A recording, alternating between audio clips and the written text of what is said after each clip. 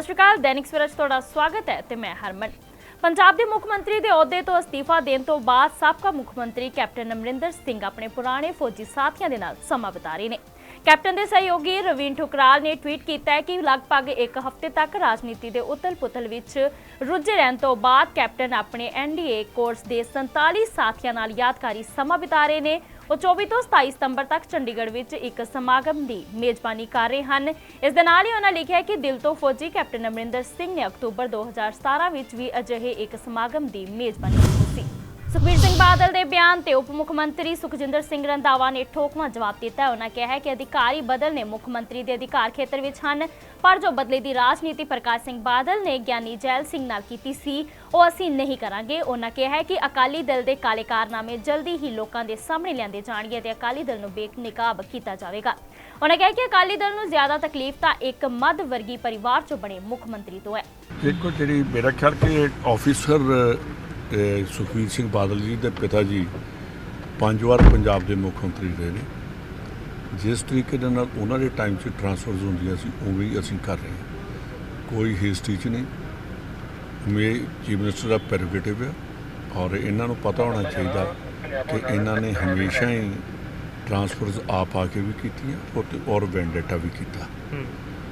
ਇੱਥੇ ਇਹੋ ਜਿਹੀ ਵੈਂਡੇਟਾ ਵਾਲੀ ਕੋਈ ਗੱਲ ਨਹੀਂ। ਸਾਡੀ ਸਰਕਾਰ 'ਚ ਸਾਡੇ ਆਫਿਸ ਇਹਦਾ ਮਤਲਬ ਜੋ ਲੋਕਾਂ ਦੇ ਮਨ ਦੇ ਵਿੱਚ ਪਰਸੈਪਸ਼ਨ ਸੀ ਕਿ ਇਹਨਾਂ ਦੇ ਦਿਮਾਗ 'ਚ ਡਰ ਆ। ਡਿਬੇਟਸ ਵੀ ਚੱਲਦੀਆਂ ਰਹੀਆਂ ਰਾਤ।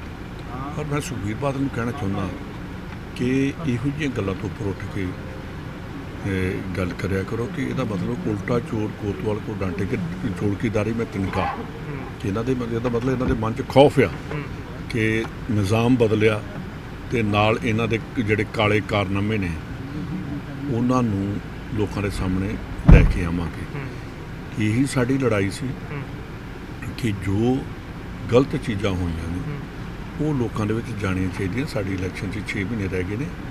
ਅਸੀਂ ਦੱਸਣਾ ਲੋਕਾਂ ਨੂੰ ਕੀ ਜਾ ਕੇ ਬੋਲਾਂਗੇ ਜੋ ਅਸੀਂ ਬੋਲਦੇ ਰਹੇ ਹਾਂ। ਇੱਕ ਚੀਜ਼ ਮੈਂ ਦੱਸ ਦੇਣਾ ਚਾਹੁੰਦਾ ਸੁਖਬੀਰ ਸਿੰਘ ਜੀ, ਸਾਡੀ ਨੀਅਤ ਖੋਟੀ ਨਹੀਂ। ਸਾਡੀ ਨੀਅਤ ਜਿਹੜੀ ਹੈ ਸਾਫ਼ ਆ। ਇਹ 'ਤੇ ਵਿਸ਼ਵਾਸ ਕਰੋ। ਜੇ ਤੁਸੀਂ ਕੋਈ ਮਾੜੇ ਕੰਮ ਕੀਤੇ ਹੋਣਗੇ ਜ਼ਰੂਰ ਸਜ਼ਾ ਮਿਲੇਗੀ। ਅਦਰਵਾਈਜ਼ ਤੁਹਾਡੇ ਪਿਤਾ ਜੀ ਵਾਂਗੂ ਜੋ ਗਿਆਨੀ ਜੈਲ ਸਿੰਘ 'ਤੇ ਪੋਲੀਟੀਕਲ ਵੈਂਡੇਟਾ ਤੁਸੀਂ ਕੀਤਾ ਸੀ ਉਹ ਵੈਂਡੇਟਾ ਕਦੀ ਰਿਪੀਟ ਨਹੀਂ ਹੋਏਗਾ। ਉਹਨਾਂ ਨੇ ਇਹ ਵੀ ਕਿਹਾ ਕਿ ਸੀਐਮ ਤਾਂ ਚੰਨੀ ਸਾਹਿਬ ਬਣ ਗਏ ਨੇ ਪਰ ਨਵਜੋਤ ਸਿੰਘ ਸਿੱਧੂ ਜਿਹੜਾ ਉਹ ਤਰੀਕੇ ਨਾਲ ਹਰ ਚੀਜ਼ਾਂ ਚਲਾ ਰਹੇ ਨੇ। ਦੇਖੋ ਇਹਨਾਂ ਦੀ ਮੋਡਲ ਸੁਪਰੀਮਰੀ ਹੈ ਕਿ ਇਹੋ ਜਿਹੀਆਂ ਗੱਲਾਂ ਨੂੰ ਪ੍ਰਮੋਟ ਕਰੋ। ਸਰਦਾਰ ਚਰਨਜੀਤ ਸਿੰਘ ਚੰਨੀ CLP ਦੇ ਲੀਡਰ ਰਹੇ ਨੇ। ਉਹਨਾਂ ਨੂੰ ਬੜਾ ਬਖੂਬੀ ਉਹ ਆਪਣੀ ਪਾਰਟੀ ਨੂੰ ਚਲਾਉਣਾ, ਗੌਰਮੈਂਟ ਨੂੰ ਚਲਾਉਣਾ। ਤਕਲੀਫ ਇਹਨਾਂ ਨੂੰ ਇਹ ਹੋ ਗਈ ਹੈ ਕਿ ਇੱਕ ਗਰੀਬ ਘਰ ਦਾ ਬੱਚਾ ਰਜਵਾੜਿਆਂ 'ਚੋਂ ਨਹੀਂ ਉਹ ਮੁੱਖ ਮੰਤਰੀ ਬਣ ਕੇ ਤਕਲੀਫ ਹੀ ਨਹੀਂ। ਤੇ ਉਹ ਤਾਂ ਕੈਬਨਿਟ ਦਾ ਵਿਸਤਾਰ ਹੋ ਜਾਏਗਾ। ਅੱਜ ਵੀ ਪਤਾ ਲੱਗਿਆ ਕਿ ਇਹ ਚੰਨੀ ਸਾਹਿਬ ਨੂੰ ਪਤਾ ਹੋਏਗਾ। ਮੇਰੇ ਕੋਲ ਜਿਹੜੀ ਮੇਰੇ ਲੈਵਲ ਦੀ ਗੱਲ ਇਸ ਦੇ ਨਾਲ ਹੀ ਰੰਧਾਵਾ ਨੇ ਕੈਪਟਨ ਅਮਰਿੰਦਰ ਸਿੰਘ ਦੇ ਬਿਆਨ ਤੇ ਪਲਟਵਾਰ ਕਰਦਿਆਂ ਕਿਹਾ ਹੈ ਕਿ ਕਾਂਗਰਸ ਨੇ ਕੈਪਟਨ ਨੂੰ 2 ਵਾਰ ਮੁੱਖ ਮੰਤਰੀ, ਪ੍ਰਧਾਨ ਅਤੇ ਸੰਸਦ ਬਣਾਇਆ ਹੈ। ਕਾਂਗਰਸ ਨੇ ਕੈਪਟਨ ਦਾ ਸਾਥ ਅਤੇ ਸਨਮਾਨ ਉਦੋਂ ਵੀ ਦਿੱਤਾ ਜਦੋਂ ਅਕਾਲੀ ਦਲ ਨੇ ਉਸ ਨੂੰ ਟਿਕਟ ਨਹੀਂ ਦਿੱਤੀ। ਪਰ ਅੱਜ ਕੈਪਟਨ ਅਮਰਿੰਦਰ ਸਿੰਘ ਜੋ ਬਿਆਨਬਾਜ਼ੀ ਕਰ ਰਹੇ ਨੇ ਉਸ ਨਾਲ ਰਾਜੀਵ ਗਾਂਧੀ ਦੀ ਆਤਮਾ ਨੂੰ ਜ਼ਰੂਰ ਠੇਸ ਪਹੁੰਚੇਗੀ। ਇਹ ਚੀਜ਼ਾਂ ਜਿਹੜੀਆਂ ਨੇ ਕੈਪਟਨ ਸਾਹਿਬ ਨੇ ਜੋ ਮੇਰੇ ਖਿਆਲ 'ਚ ਅੱਗੇ ਕੱਲ੍ਹ ਗੱਲ ਕੀਤੀ ਆ 9.5 ਸਾਲ ਪੰਜਾਬ ਦੇ ਮੁੱਖ ਮੰਤਰੀ ਰਹਿਣਾ ਔਰ 2-3 ਵਾਰੀ ਪੰਜਾਬ ਦੇ ਕਾਂਗਰਸ ਪ੍ਰੈਜ਼ੀਡੈਂਟ ਰਹਿਣਾ, 80 ਦੇ ਵਿੱਚ ਕਾਂਗਰਸ ਦਾ MP ਬਣਨਾ, ਅਕਾਲੀਆਂ ਦੇ ਵਿੱਚ ਜਾ ਕੇ ਅਕਾਲੀ ਦਲ ਨੇ ਟਿਕਟ ਨਾ ਦੇਣੀ ਅਤੇ 97 'ਚ ਆ ਕੇ ਫਿਰ ਸਾਡੀ ਪਾਰਟੀ ਨਵਾਜੇ ਅਤੇ ਕੈਪਟਨ ਅਮਰਿੰਦਰ ਸਿੰਘ ਉਹਨਾਂ ਨੂੰ ਪੂਰਾ ਜੋ ਉਹਨਾਂ ਦਾ ਆਦਰ ਸਨਮਾਨ ਸੀ ਉਹ ਫੇਰ ਦਿੱਤਾ ਜਾਵੇ। ਮੈਂ ਸਮਝਦਾ ਕਿ ਕੈਪਟਨ ਸਾਹਿਬ ਨੂੰ ਹਮੇਸ਼ਾ ਹੀ ਨਹਿਰੂ ਗਾਂਧੀ ਫੈਮਿਲੀ ਦਾ ਲਾਇਲ ਸਮਝਿਆ ਗਿਆ। ਉਸੇ ਲਾਇਲਟੀ ਦੇ ਵਿੱਚ ਉਹਨਾਂ ਨੂੰ ਰਹਿ ਕੇ ਇਸ ਪਰਿਵਾਰ ਦੇ ਨਾਲ ਆਪ ਹੀ ਕਹਿੰਦੇ ਕਿ ਮੇਰੀ ਲਾਸਟ ਈਵਨਿੰਗ ਸੀਗੀ। ਪਰ ਹੁਣ ਜਦੋਂ ਇਹ ਗੱਲ ਕਰਦੇ ਆ ਰਾਜੀਵ ਜੀ ਦੀ ਆਤਮਾ ਨੂੰ ਮੇਰੇ ਖਿਆਲ ਦੁੱਖ ਲੱਗੇਗਾ ਜੇ ਮਾਲਵੇ 'ਚ ਨਰਮੇ ਦੀ ਫਸਲ ਤੇ ਗੁਲਾਬੀ ਸੁੰਡੀ ਨੇ ਹਮਲਾ ਕਰ ਦਿੱਤਾ ਹੈ, ਜਿਸ ਕਾਰਨ ਦਰਜਨਾਂ ਪਿੰਡਾਂ ਵਿੱਚ ਕਿਸਾਨਾਂ ਦੀ ਫਸਲ ਵੱਡੇ ਪੱਧਰ ਤੇ ਬਰਬਾਦ ਹੋ ਗਈ ਹੈ ਅਤੇ ਕਿਸਾਨਾਂ ਨੇ ਆਪਣੇ ਟਰੈਕਟਰਾਂ ਨਾਲ ਫਸਲ ਨੂੰ ਵਾਹ ਦਿੱਤਾ ਹੈ। ਸਾਬਕਾ ਕੇਂਦਰੀ ਮੰਤਰੀ ਹਰਸਿਮਰਤ ਕੌਰ ਬਾਦਲ ਨੇ ਕਿਸਾਨਾਂ ਦੀ ਫਸਲ ਖਰਾਬ ਹੋਣ ਤੇ ਚਿੰਤਾ ਜ਼ਾਹਰ ਕੀਤੀ। ਉਹਨਾਂ ਕਿਹਾ ਕਿ ਕਿਸਾਨ ਤਾਂ ਪਹਿਲਾਂ ਹੀ ਖੇਤੀ ਕਾਨੂੰਨ ਰੱਦ ਕਰਵਾਉਣ ਲਈ ਦਿੱਲੀ ਦੇ ਬਾਰਡਰ ਤੇ ਬੈਠੇ ਹੋਏ ਨੇ, ਉੱਪਰੋਂ ਗੁਲਾਬੀ ਸੁੰਡੀ ਨੇ ਕਿਸਾਨਾਂ ਦੀ ਫਸਲ ਬਰਬਾਦ ਕਰ ਦਿੱਤੀ ਹੈ। ਉਹਨਾਂ ਦੱਸਿਆ ਕਿ ਕਿਸਾਨਾਂ ਦੀ ਲਗਭਗ 10,000 ਏਕੜ ਨਰਮੇ ਦੀ ਫਸਲ ਖਰਾਬ ਹੋ ਗਈ ਹੈ। ਉਹਨਾਂ ਮੁੱਖ ਮੰਤਰੀ ਤੋਂ ਮੰਗ ਕੀਤੀ ਹੈ ਕਿ ਜਿਨ੍ਹਾਂ ਲੋਕਾਂ ਦੇ ਮਾੜੇ ਬੀਜ ਅਤੇ ਸਪਰੇਆਂ ਦੇ ਕੇ ਕਿਸਾਨਾਂ ਦਾ ਨੁਕਸਾਨ ਕੀਤਾ ਗਿਆ, ਉਹਨਾਂ ਨੂੰ ਸਖਤ ਸਜ਼ਾ ਦਿੱਤੀ ਜਾਵੇ ਤੇ ਕਿਸਾਨਾਂ ਨੂੰ 25,000 ਰੁਪਏ ਪ੍ਰਤੀ ਏਕੜ ਮੁਆਵਜ਼ਾ ਦਿੱਤਾ ਜਾਵੇ। ਮਾਲਵੇ ਦਾ ਬਹੁਤ ਵੱਡਾ ਇਲਾਕਾ ਕਿਸਾਨ ਦੀ ਫਸਲ ਨਰਮੇ ਦੀ ਫਸਲ ਵਿੱਚ ਗੁਲਾਬੀ ਸੁੰਡੀ ਦੀ ਚਪੇਟ ਵਿੱਚ ਆ ਗਿਆ ਹੈ। ਜੇ ਮੈਂ ਆਪਣੇ ਹਲਕੇ ਦੀ ਗੱਲ ਕਰਾਂ ਤਾਂ ਫਿਰ ਤਲਵੰਡੀ ਸਾਬੋ ਤੋਂ ਲੈ ਕੇ ਮੌੜ 'ਚ, ਸੰਗਤ ਬਲਾਕ 'ਚ, ਮਾਨਸਾ 'ਚ, ਸਰਦੂਲਗੜ੍ਹ 'ਚ ਦੇਖਿਆ ਜਾਏ ਤਕਰੀਬਨ 10,000 ਏਕੜ ਬਿਲਕੁਲ ਤਿਆਰ ਫਸਲ, ਸੋਹਣੀ ਦੇਖਣ ਵਾਲੀ ਫਸਲ, ਲੇਕਿਨ ਟਿੰਡੇ ਨੂੰ ਜਦ ਖੋਲ ਕੇ ਦੇਖੀਏ ਤੇ ਨਰਮਾ ਤਾਂ ਕੀ ਸਾਰੀ ਸੁੰਡੀਆਂ ਨਾਲ ਭਰੀ ਹੋਈਆਂ ਨੇ ਤੇ ਵਿਚਾਰੇ ਕਿਸਾਨ ਜਿਨ੍ਹਾਂ ਨੇ ਸਾਰਾ ਖਰਚਾ ਕਰ ਲਿੱਤਾ ਹੈਗਾ, ਠੇਕੇ ਦਾ ਪੈਸੇ ਦੇਤੇ, ਰੇਹਾਂ ਸਪਰੇਆਂ ਬੀਜ ਖਾਦ ਸਭ ਕੁਝ ਖਰਚਾ ਕਰਕੇ ਜਦ ਆਸ ਲਾਈ ਬੈਠੇ ਨੇ ਕਿ ਹੁਣ ਆਮਦਨ ਆਊਗੀ ਘਰ 'ਚ, ਇਹਨਾਂ ਸੁੰਡੀਆਂ ਨੂੰ ਦੇਖ ਕੇ ਇਸ ਫਸਲ ਨੂੰ ਖਰਾਬ ਹੁੰਦੇ ਹੋਏ ਦੇਖਦੇ ਉਹਨਾਂ ਦੇ ਉੱਤੇ ਕੀ ਬੀਤਦੀ ਹੈ ਜਦ ਟਰੈਕਟਰ ਦੇ ਨਾਲ ਵਾਹਣਾ ਪੈ ਰਿਹਾ ਹੈ ਤੇ ਫਸਲ ਪਟਣੀ ਪੈ ਰਹੀ ਹੈ। ਦਿਲ ਦਹਿਲਾਨ ਵਾਲੀ ਵੀਡੀਓ ਰੋਜ਼ ਦੇਖਣ ਨੂੰ ਮਿਲ ਰਹੀਆਂ ਨੇ ਕਿ ਪਿੰਡ ਦੇ ਪਿੰਡ ਕਿਵੇਂ ਕਿਸਾਨਾਂ ਦੇ ਉੱਤੇ ਕੀ ਬੀਤ ਰਹੀ ਹੈ।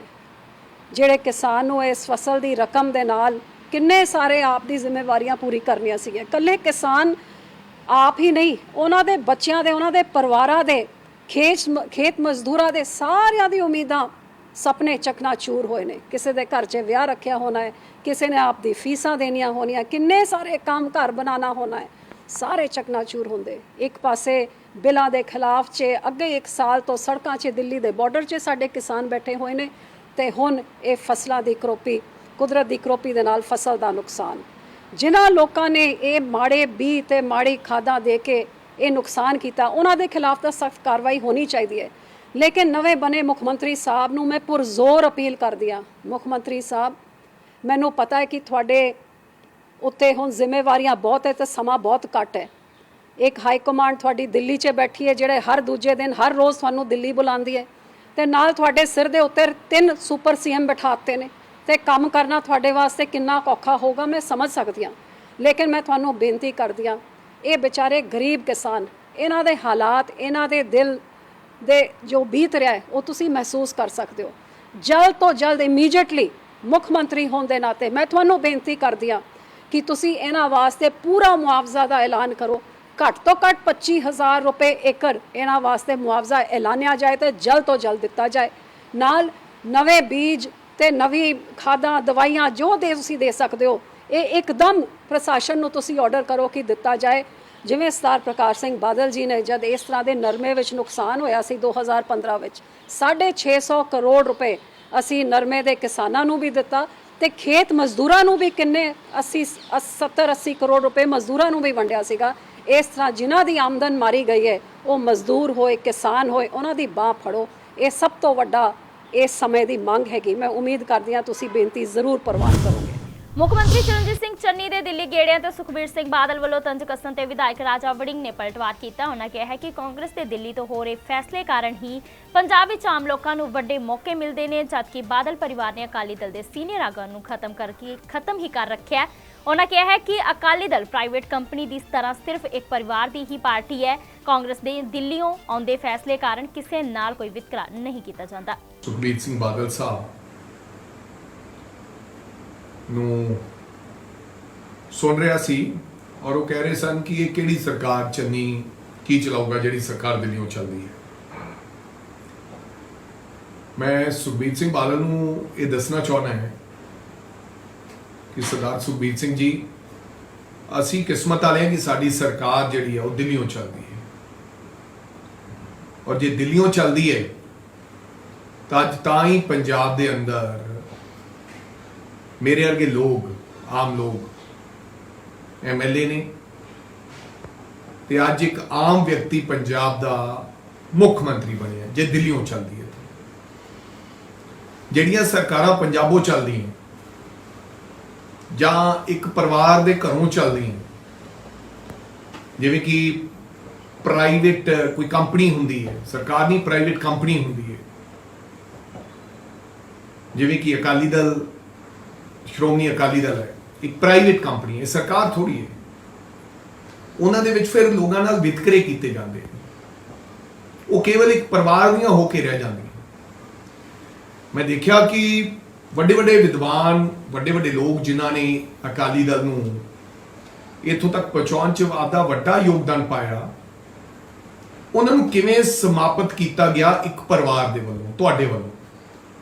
ਬੇਸ਼ੱਕ ਉਹ ਕੈਪਟਨ ਕਵਲਜੀਤ ਸਨ, ਬੇਸ਼ੱਕ ਉਹ ਗੁਰਚਰਨ ਸਿੰਘ ਟੌੜਾ ਸਾਹਿਬ ਸਨ, ਬੇਸ਼ੱਕ ਉਹ ਜਥੇਦਾਰ ਜਗਦੇਵ ਸਿੰਘ ਤਲਵੰਡੀ ਸਨ, ਉਹ ਤਰਸਦੇ ਰਹੇ। ਉਹਨਾਂ ਨੇ ਕਿਹਾ ਕਿ ਬੇਸ਼ੱਕ ਉਹ ਕੁਲਦੀਪ ਸਿੰਘ ਵਡਾਲਾ ਸਨ, ਉਹ ਤਰਸਦੇ ਰਹੇ ਕਿਉਂਕਿ ਉਹਨਾਂ ਲੋਕਾਂ ਨੇ, ਉਹਨਾਂ 'ਚ ਸਿੱਖੀ ਜ਼ਿਆਦਾ ਸੀ।